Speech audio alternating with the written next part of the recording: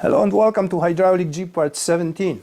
Today I'm going to work on my steering system. Those of you who watch previous episodes know that I mounted a rack and pinion directly to the housing of my front axle, which is controversial because front axle moves a lot, articulates and goes up and down.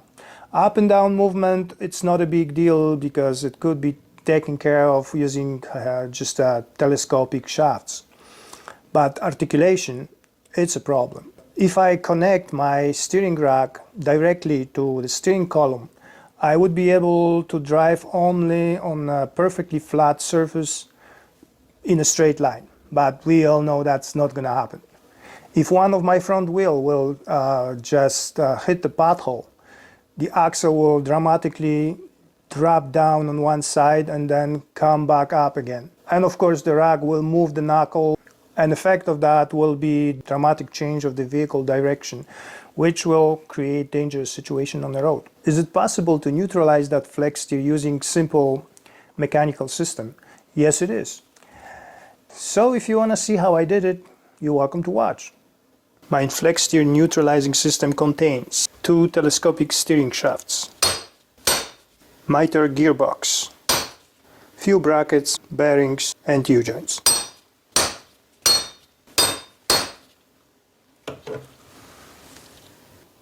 I built the gearbox myself.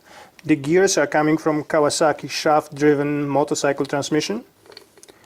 The ratio is 21:19, so my steering will be a little bit faster. And the housing I built myself. First, aluminum brick was cast.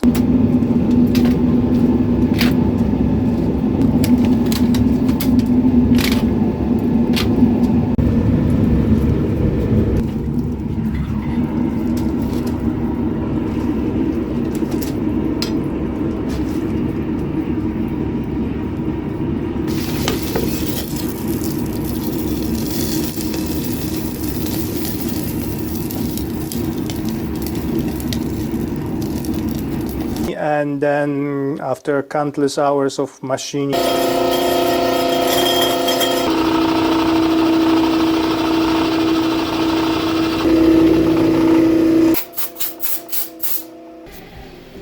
I came up with housing like this.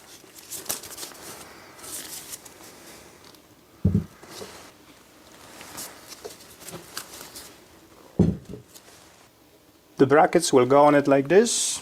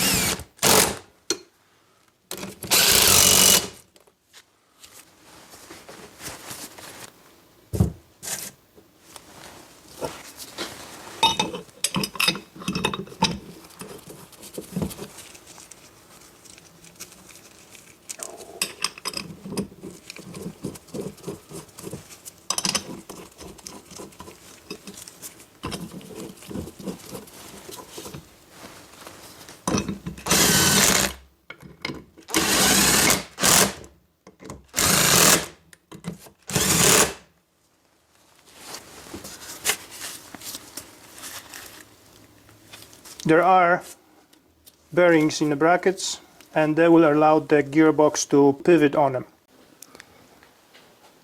There is a special bracket welded to the frame. The miter gearbox will hang from it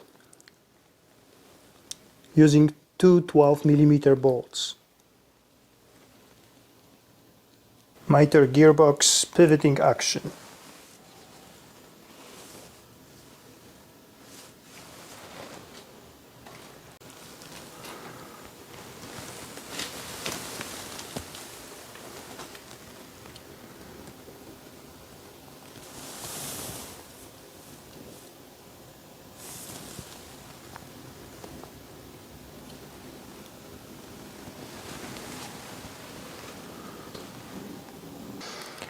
This shiny shaft here, it's welded to the axle housing. And I'm going to connect this shaft with the miter gearbox housing using one of the telescopic steering shafts. This shaft, it's an unmodified TJ upper steering shaft.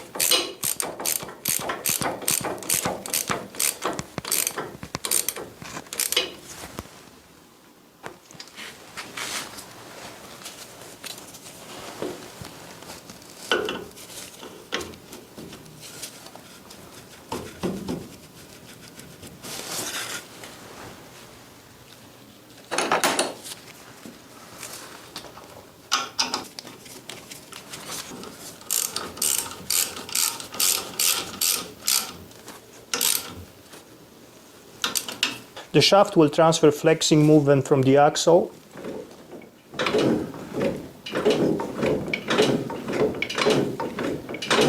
to miter gearbox.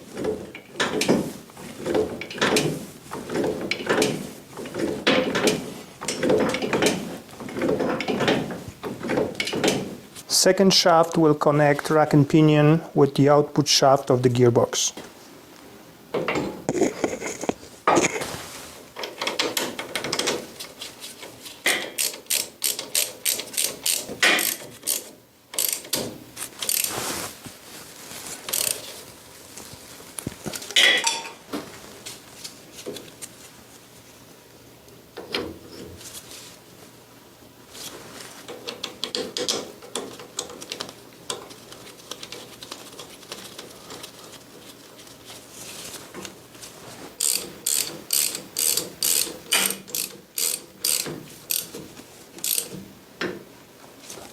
This simple U-joint, it's a crucial part of the system.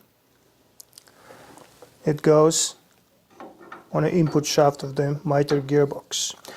Now, as I mentioned before, the gearbox is pivoting on two ball bearings. If I draw imaginary line through center of those two bearings, that line will also pass through center of that U-joint. That U-joint, it's a part, well, actually all that flex steer neutralizing will take place. Simple bearing goes on top of the U-joint.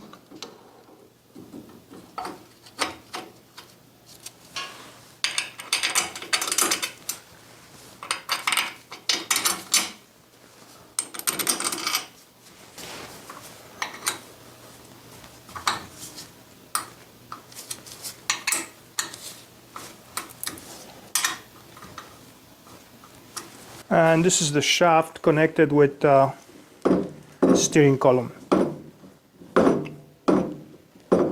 Steering shaft bracket goes on like this.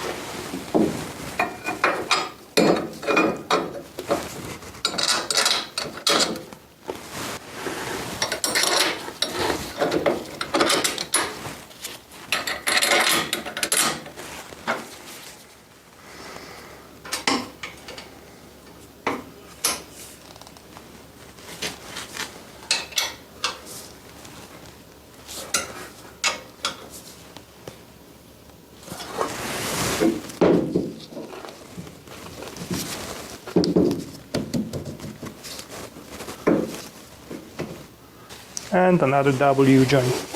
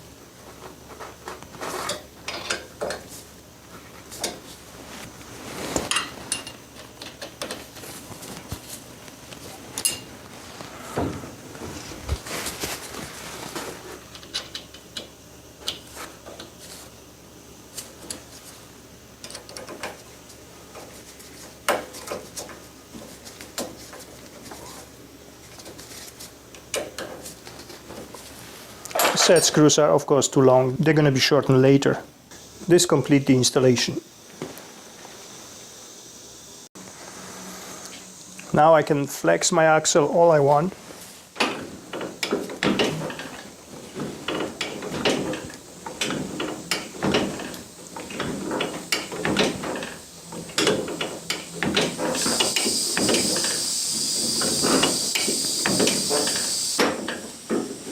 But the steering wheel is standing still.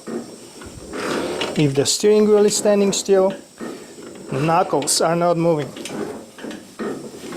This way, flex steer is completely eliminated.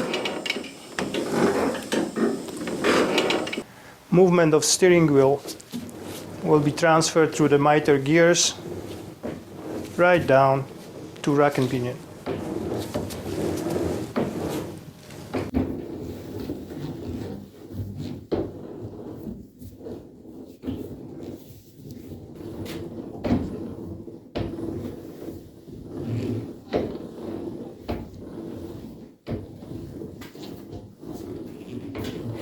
Bolt shafts must be the same length, U-joints must be at the same angles, and the shafts must be parallel to each other.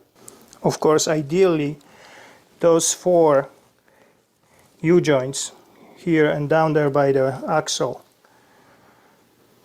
should be constant velocity joints, and the sliders, the telescoping action sliders, should be lineal bearings. But I don't have those, so it is what it is.